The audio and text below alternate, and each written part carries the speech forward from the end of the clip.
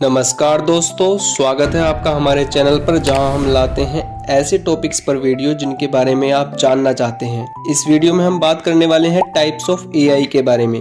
इस वीडियो में हम जानेंगे कि एआई कितने प्रकार की होती है। तो बिना एक भी सेकंड गवाए वीडियो को शुरू करते हैं, लेकिन इससे पहले आप चैनल को सब्सक्राइब कर लीजिए जिससे हमारी आने वाली वीडियोस आपको मिल सके।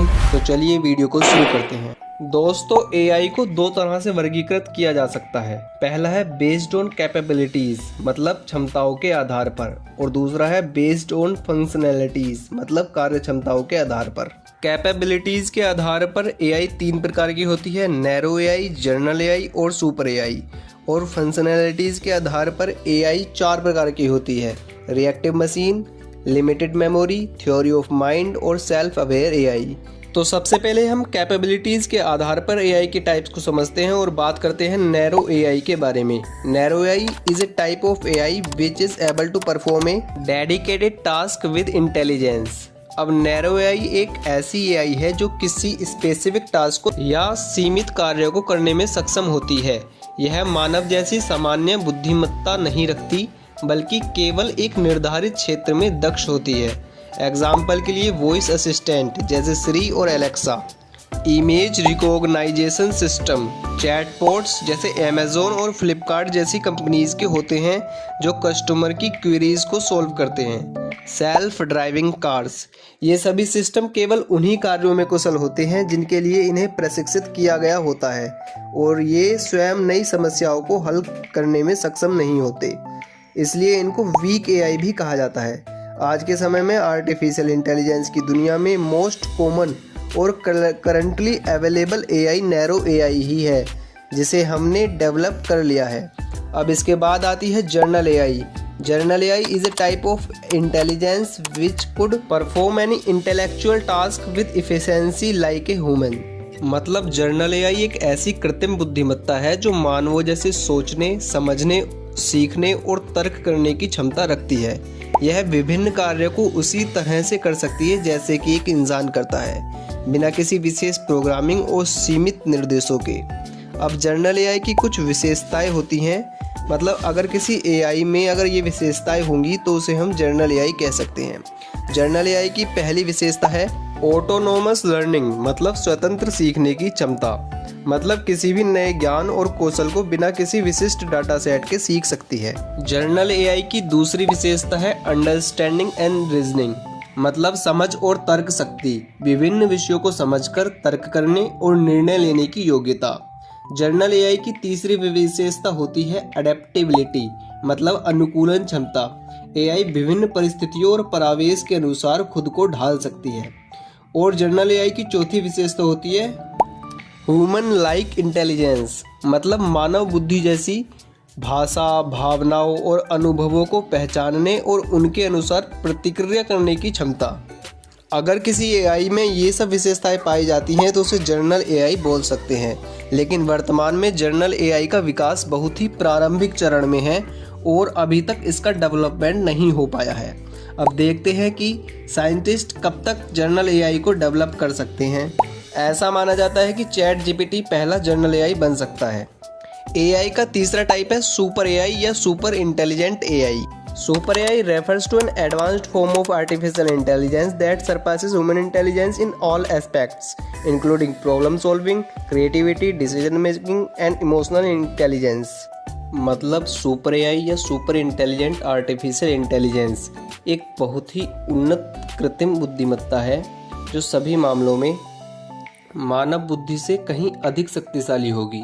यह problem solving, creativity, decision making और इमोशनल इंटेलिजेंस में मानव क्षमताओं को पार कर सकती है। सुपर एआई स्वयं को सुधारने, सीखने और अनुकूलित करने में सक्षम होगी, जिससे यह किसी भी बौद्धिक कार्य में सबसे श्रेष्ठ बन जाएगी। अब सुपर एआई की कुछ विशेषताएं होती हैं, और पहली विशेषता तो सुपर एआई की यही है कि वह जनरल एआई होनी चाहिए। अब जनरल एआई की जो भी विशेषताएं हैं जो कि हमने पहले बताई हैं, वो सारी विशेषताएं सुपर एआई में होनी चाहिए। सुपर एआई की और भी बहुत सारी विशेषताएं होती हैं, जैसे सेल्फ इम्प्रूवमेंट, मतलब बिना मानवीय हस्तक्षेप के अपने एल्गोरिदम और क्षमताओं में सुधार करना। सुपर एआई की एक विशेषता ऑटोनोमी भी है, जिसका मतलब है स्वतंत्र रूप से सुपर एआई काम कर सकती है, निर्णय ले सकती है और कार्य को बिना मानव की सहायता से पूरा कर सकती है। सुपर एआई की चौथी विशेषता है प्रॉब्लम सॉल्विंग, मतलब यह जटिल वैश्विक चुनौतियों जैसे जलवायु परिवर्तन, चिकित्सा खोज और आर्थिक अनुकूलन को हल कर सकती है। सुपर एआई की पांचवी बड़ी विशेषता यह है कि यह क्रिएटिव और इनोवेटिव है, मतलब यह ऐसी नई अवधारणाएं और सिद्धांत और आविष्कार कर सकती है जिनकी कल्पना मनुष्य कर भी नहीं सकता। और सुपर एआई की छठी विशेषता यह है कि वह इमोशनल इंटेलिजेंस और कॉन्शियस भी हो सकती है, मतलब वह हमारी भावनाओं को समझ सकती है और उसके अनुसार हमसे संवाद कर सकती है और खुद भी उन भावनाओं को फील भी कर सकती है। मतलब सुपर एआई वो सारे काम कर सकती है जो आज मनुष्यों के लिए करना संभव ही नहीं है। और अगर सुपर एआई मनुष्य के नियंत्रण से बाहर हो जाए तो यह मानवता के लिए खतरा भी बन सकती है। लेकिन सुपर एआई अभी तक एक थ्योरी है और इसका विकास अभी तक नहीं हुआ है, और इसका विकास हमें करना भी चाहिए या नहीं, यह बहुत बड़े विवाद का विषय है। अभी अगर देखा जाए तो हमने नैरो एआई को विकसित कर लिया है और जनरल एआई का विकास अपने प्रारंभिक चरण में है, मतलब अभी हम पूरी तरह से जनरल एआई को विकसित नहीं कर पाए हैं। अभी तक इस वीडियो में हमने कैपेबिलिटीज़ के आधार पर एआई के 3 प्रकारों नैरो एआई, जनरल एआई और सुपर एआई को समझा है। अब हम फंक्शनैलिटीज़ के आधार पर एआई के 4 प्रकारों reactive machine, limited memory, theory of mind और सेल्फ अवेयर एआई को समझते हैं। पहले बात करते हैं रिएक्टिव मशीन्स के बारे में। Reactive machine AI is the most basic type of artificial intelligence that can only react to a specific situation based on predefined rules. It does not store past experiences, learn from them or adapt the new situations. अब इसको आसान भाषा में समझते हैं। Reactive machine एक ऐसी AI है जो केवल पहले से निर्धारित नियमों के आधार पर किसी विशेष स्थिति पर प्रतिक्रिया दे सकती है। यह पिछले अनुभवों को स्टोर नहीं करती, उनसे सीखती नहीं और नई परिस्थितियों के अनुसार खुद में बदलाव नहीं करती। जैसा कि इसके नाम से भी पता चल रहा है कि यह बस किसी भी सिचुएशन को एनालिसिस करके बस उस पर रिएक्ट कर सकती है। इसकी कुछ विशेषताएं होती हैं, जैसे नो मेमोरी, मतलब यह पिछली घटनाओं को याद नहीं रख सकती और न ही भविष्य में कोई सुधार कर सकती है। टास्क स्पेसिफिक, मतलब केवल एक विशेष कार्य के लिए डिजाइन करा गया होता है इसे, जैसे चेस खेलना या पैटर्न पहचानना। नो लर्निंग एबिलिटी, मतलब यह केवल पूर्व निर्धारित नियमों और पैटर्न पर आधारित होती है। फास्ट डिसीजन मेकिंग, क्योंकि यह पिछले डेटा पर निर्भर नहीं करती इसलिए यह जल्दी निर्णय ले सकती है। इसका सबसे अच्छा एग्जाम्पल है IBM का डीप ब्लू एआई सिस्टम। यह एक शतरंज खेलने वाला एआई है जिसने सन 1997 में विश्व चैंपियन गैरी कैस्परोव को हराया था। यह केवल चालों का विश्लेषण करके सर्वश्रेष्ठ चाल चुन सकता था, लेकिन यह सीख नहीं सकता था। आज अधिकांश एआई एप्लीकेशन रिएक्टिव मशीन से आगे बढ़ चुके हैं। हालांकि रिएक्टिव मशीन एआई अभी भी गेमिंग और ऑटोमेशन जैसे प्रेडिक्टेबल एनवायरनमेंट्स में उपयोगी है। अब हम एआई के अगले टाइप लिमिटेड मेमोरी के बारे में बात करते हैं। Limited memory AI is a type of artificial intelligence that can store past data temporarily and use it to improve decision making. It can learn from past experiences but its memory is not permanent. आसान भाषा में समझे तो limited memory AI एक ऐसी artificial intelligence है जो data को अस्थायी रूप से स्टोर कर सकती है और अपने निर्णय लेने की प्रतिक्रिया में इसका उपयोग कर सकती है। यह पिछले अनुभवों से सीख सकती है, लेकिन इसकी मेमोरी स्थायी नहीं होती। लिमिटेड मेमोरी एआई की कुछ विशेषताएं होती हैं, जैसे लर्निंग एबिलिटी, मतलब यह पुराने डेटा और अनुभवों का उपयोग करके अपने निर्णय को सुधार सकती है।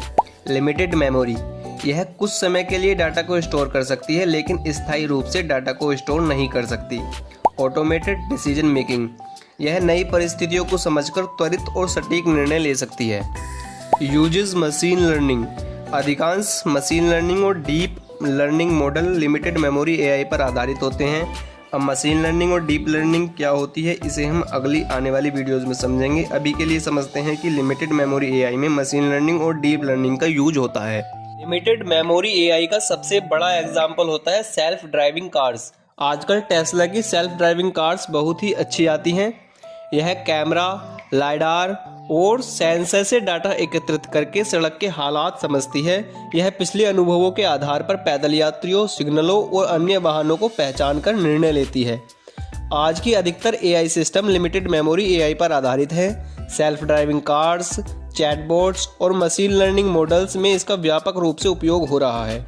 अब एआई का अगला टाइप होती है theory of mind AI. Theory of mind AI is a type of artificial intelligence that can understand and predict human mental status such as beliefs, intentions, emotions and thoughts unlike traditional AI।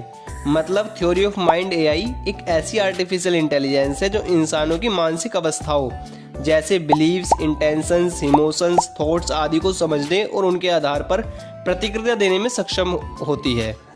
इसका उद्देश्य केवल data का विश्लेषण करना ही नहीं बल्कि यह भी समझना होता है कि सामने वाला व्यक्ति क्या सोच रहा है और उसका व्यवहार कैसा हो सकता है।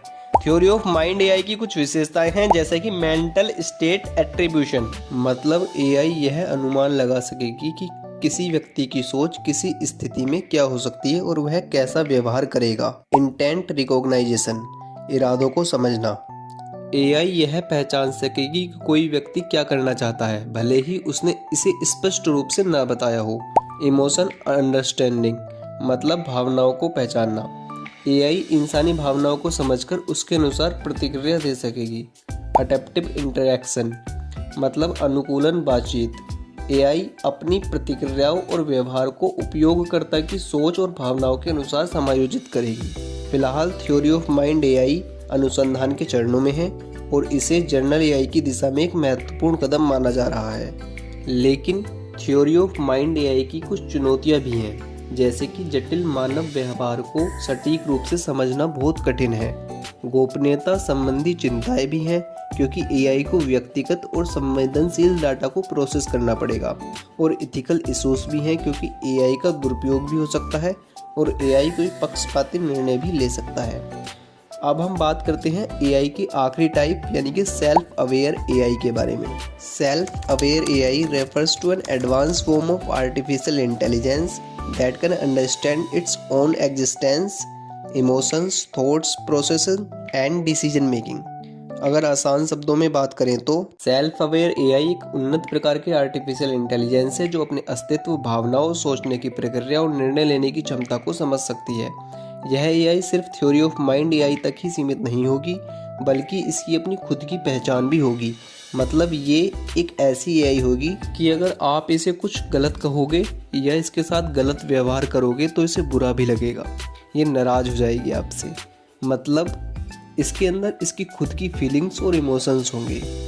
वैसे सेल्फ अवेयर एआई अभी तक एक थ्योरेटिकल कॉन्सेप्ट है और इसका कोई वास्तविक उदाहरण मौजूद नहीं है, लेकिन शोधकर्ता इसे वास्तविकता में बदलने के लिए शोध कर रहे हैं। अब माना कि सेल्फ अवेयर एआई विकसित हो गई और इसके साथ चुनौतियां और जोखिम भी आएंगे। सबसे बड़ी चुनौती तो यही है कि अगर एआई सेल्फ अवेयर हो जाए तो क्या उसे इंसानों की तरह अधिकार मिलने चाहिए, और अगर एआई सेल्फ अवेयर है तो वो इंसानों की तरह अधिकारों की मांग जरूर करेगी। तो क्या एआई भी हमारे साथ वोट डालने जाया करेगी? और फिर वोट ही क्यों, एआई इलेक्शंस भी लड़ सकती है। और अगर एआई स्वतंत्र रूप से निर्णय ले सके तो एआई मनुष्यता के लिए खतरा भी बन सकती है। अब फ्यूचर में क्या होने वाला है ये तो नहीं कह सकते, लेकिन वर्तमान में ऐसी कोई एआई एग्जिस्ट नहीं करती है और अभी यह एक थ्योरेटिकल सब्जेक्ट है, लेकिन इसे विकसित करने के लिए काम चल रहा है। भविष्य में एआई से क्या क्या खतरे हो सकते हैं उसके लिए एक अलग से वीडियो बनाकर उसमें बात कर लेंगे। आज की वीडियो में इतना ही। अगर वीडियो अच्छी लगी हो तो वीडियो को लाइक ज़रूर करें और आप कौन से टाइप की एआई को यूज करना चाहते हैं ये हमें कमेंट बॉक्स में ज़रूर बताएं। और हाँ, चैनल को सब्सक्राइब बिल्कुल करना ना भूलें। धन्यवाद।